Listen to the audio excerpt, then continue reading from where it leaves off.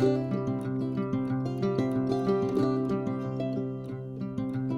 guys, welcome back to Whole Wellness. My name is Anne, and we cover just about everything having to do with mental, emotional, physical, and spiritual health and wellness on this channel. I appreciate you tuning in today. Today's just a really brief, thought-provoking video that I wanted to put out there for you. I am an 80s girl. I was born in the early 70s and grew up and spent my formative years in the decade of the 80s, which I absolutely loved. I loved the music. I loved the fashion. I loved the styles. I loved the trends. Everything having to do with 80s, particularly music, but then also movies and big stars like the Brat Pack and Molly Ringwald, and everything that came out and was culturally impressive in the 80s was my thing when I was growing up. And I was listening to my YouTube music station the other day that I have like a playlist of favorite songs, and it's a mix of 80s songs. And there was this band, and I remembered this song as soon as I heard it. It was like a one-hit wonder, at least in the US. Let me just speak about the US.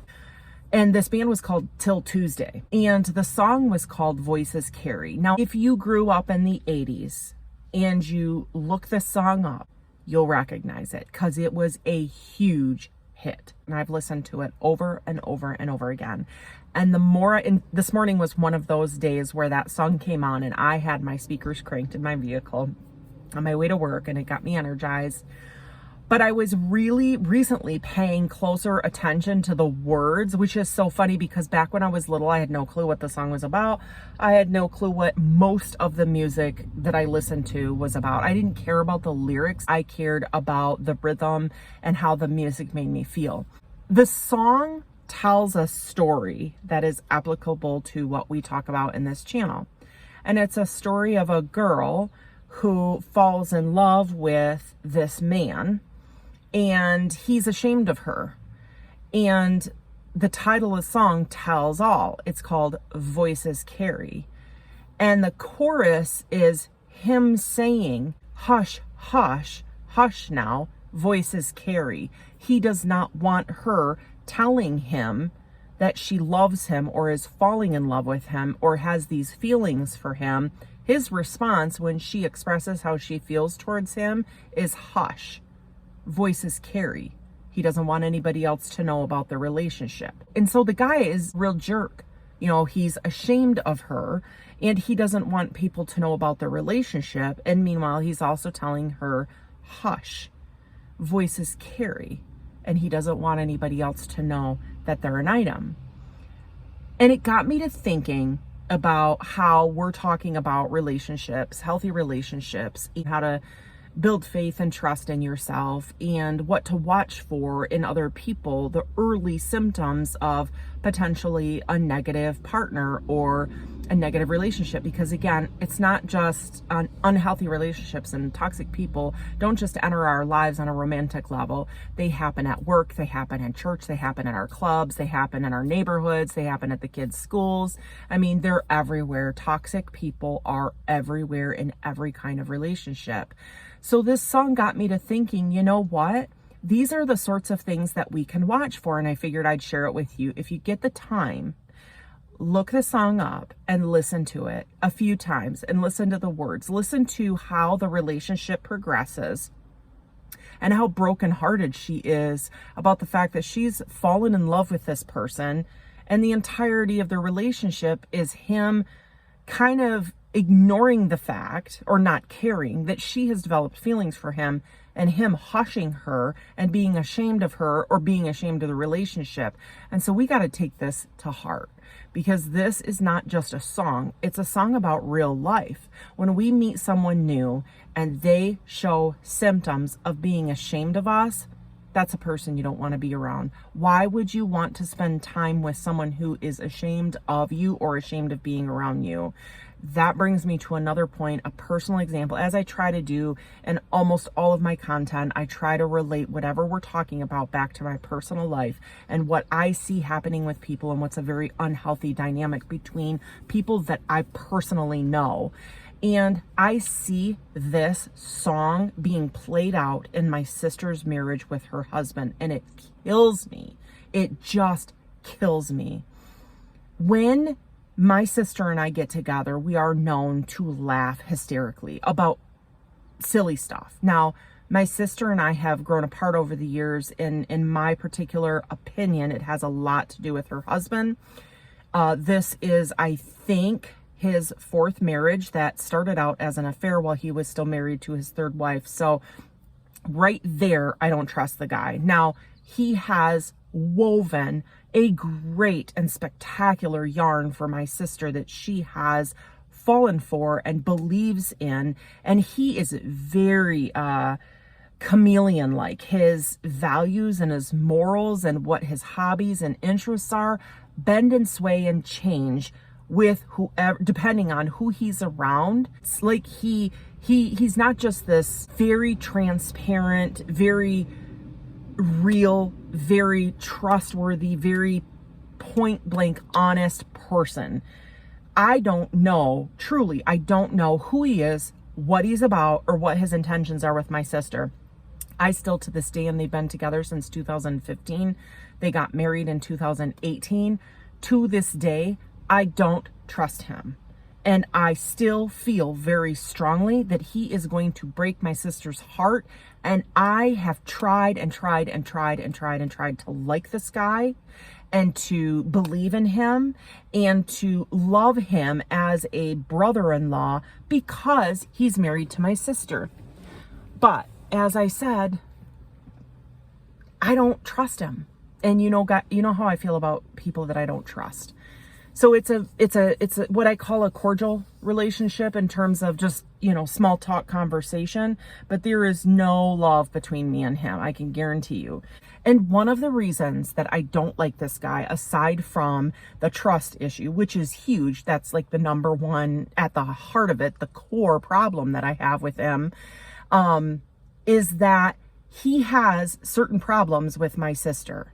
So this is a guy whose eyes are constantly wandering when other women are in the area. Now, I get that if a gorgeous, beautiful woman walks by, a man might look at her. Heck, a woman might look at her just because, if you're a beautiful person, great. That's fantastic. And you shouldn't be ashamed of that. However, he's looking at women. He's looking at their butts. He's looking at their boobs. He's looking everywhere but at his wife. Like, he's roaming with his eyes in excess. I can see it in church. Not that I have been to church with them or have even been to church recently or in the past couple of years. I'm just saying that I have seen this behavior before from him in church when women go up to communion. If he's sitting there, you can see his eyes watching the women's rear ends and as they walk, and just, it's one thing to just look at a beautiful woman and just, your eyes are caught for a couple seconds, but it's another thing to just, in church especially, and not be focused on what the heck you're in church for anyway, to be doing, especially at communion when it's supposed to be prayer time while everybody else is going up to the altar. But that just bothers me. It bothers me a great deal. And it's not like that has happened on one occasion. That's just ironic that it happened in church, and I've seen it. I've seen it on many occasions at fairs when we've met up or run into each other. I've seen him watching women. I have seen it everywhere. And it bugs me. So there's the trust thing, there's the skeevy thing. But aside from those two things, there's this aspect about him that I want to scratch his eyes out when he says this to my sister. She and I will get giggling and laughing. And when she laughs, she has a very cute, squeaky laugh. It's not annoying. It's kind of cute because she squeaks when she laughs. She doesn't snort, but she goes like that. And it's super cute. This is my younger sister who I used to be BFFs with. And ever since she met him, she's been going this way. And meanwhile, I was going this way, but then I started getting healthy. And my sister's the lost child, just for reference point.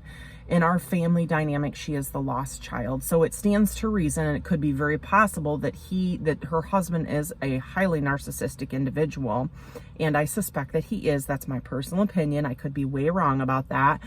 But that she's falling prey to him because her being the lost child and his tendency to think of himself as superior and needing or wanting, or both, a partner that is willing to and does submit to him. And the behavior that he does that drives me nuts is the same that is demonstrated in this song, Voices Carry by Till Tuesday. He hushes my sister. He looks at her with disgust. He gives her dirty looks and says, come on, when she laughs the wrong way or laughs too loud or laughs too much. He doesn't look at her like, oh my gosh, you goofy, silly wife. You are so adorable when you laugh. Like, oh my gosh. Like, he is disgusted at times with her. And that pisses me off to no end. It makes me sick because in conjunction with those other things I mentioned, this guy is skeezy as F-U-C-K. Let's just put it there. If I can't cuss on YouTube, I can at least spell it out. You guys know what I'm talking about. This dude is skeezy. So in my everyday life, I see this. I have it right before my very eyes with my sister and her husband, that there's a major lack of respect and kindness and courtesy in her husband displayed, and gentleness towards her and treating her as the princess and the queen that she deserves to be. There's this very major lack of reverence and love and compassion and treating your woman like she is this beautiful, special, precious person. I believe that a woman should be treated. Granted, a woman should behave in return as a respectful, kind, loving, supportive woman to her man. It's a give and take.